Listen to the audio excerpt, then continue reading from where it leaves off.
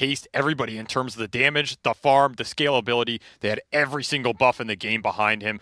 Very well executed series from one dub, and I mean, they're going to be moving on. Absolutely. It seems like they are getting a bit of a glimpse of the performances we saw leading up to this TI in the first place. And we'll see how long their lower bracket run can go with the panel.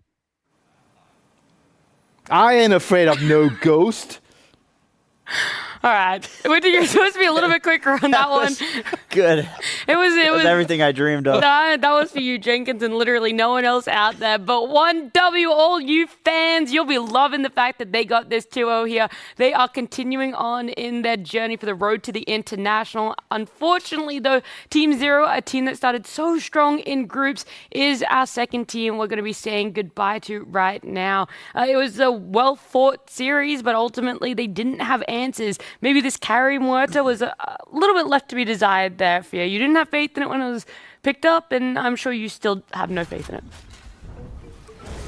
Yeah, I mean... that was a question. I just had to double-check the numbers real quick, and oh, yeah. They computed to 0 kills, 3 deaths, and 1 assist. That's not very good. And I'm not really blaming the player because I don't think this hero is good. To be fair, he had a 33.33% kill participation. Right. And that's pretty good. That's pretty good as a carry. It's not that good as a carry. That's not good either, yeah. Yeah, I mean, not having any kills and 1 assist is not great. But either way, I think Muerta right now is just, it's really hard to play. And I think against a lot of the heroes that they did pick here, makes it even more difficult. Like, I get the idea behind it. They wanted to just go ahead and pop her ultimate, right? And then all of a sudden Wind Ranger can't attack you, but you also can't attack Wind Ranger, which is not great. And I think this Brewmaster last pick by 1Dub was a brilliant pick. We saw time and time again. This Brew would just ult and then get on top of the Muerta, and unfortunately Muerta's not one of those heroes like Sven or Gyro where you have a lot of damage at those lower levels. Sure, maybe later on if you get there and you're going to do a lot of damage, but you just park all the Brewlings on top of the Muerta. She ulties, you Cyclone her. It's just a really tough matchup here. I kind of like the idea that Team Zero is going for.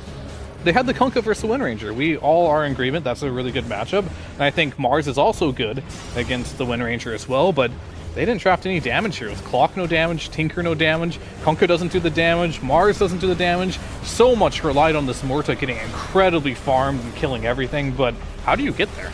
Yeah, this replay right here, this team fight, I know it was right at the end, quite late in the game, but this really illustrated the fact that they're throwing everything out on this Brewmaster. He still lives through it, still has more than enough health, and then you're like, okay, there's just no damage at all coming out, and they've just used everything to completely retreat. Yeah, it's not just like the Muerta being like hard to play. I feel like in general what they are drafting is hard to play. The way they are playing Dota, unfortunately, after the group stages, they couldn't really keep up with the heroes that are being moved or changed, by the other teams, and the heroes that are strong right now. Unfortunately for Team Zero, they can't really play it. That's why in the first game they did try, but in the second game they kind of just went back to what